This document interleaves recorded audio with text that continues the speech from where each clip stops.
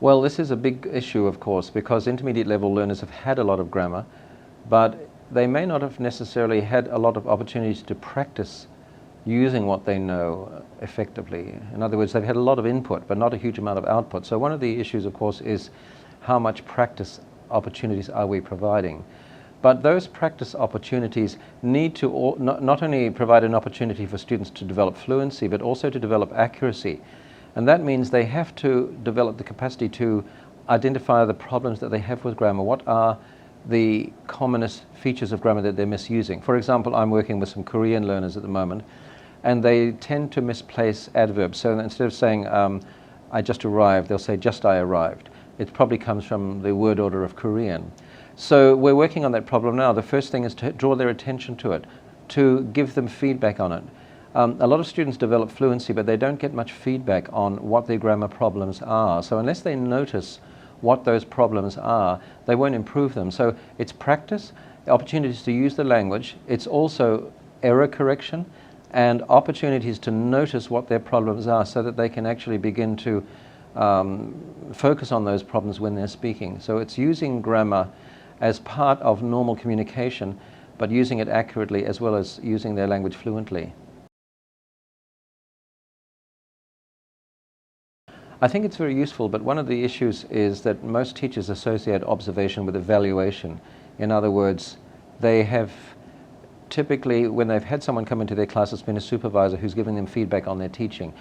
I think when teachers are observing each other, they need to take this evaluation component out. They see observation as a chance to learn from each other. And so a teacher might invite a colleague into his or her class and say, look at how I set up my group work activities. Notice how I use the reading, how I prepare students for the reading task. So when you go to observe another teacher's class, you should have a purpose in mind, something that you can learn from through collecting information about how that teacher conducts his or her class. So no evaluation is necessary. It should be a chance to sort of see, how does that teacher do it?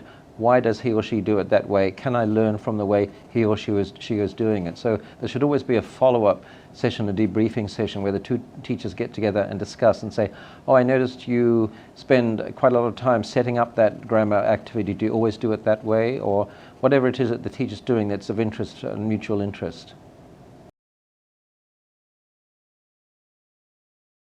You know, most of the teachers of English in the world are not native speakers of English. They're probably intermediate level users of English who themselves have learned English as a second or foreign language, realize that this is an interesting career opportunity, and so have been hired in schools to teach English.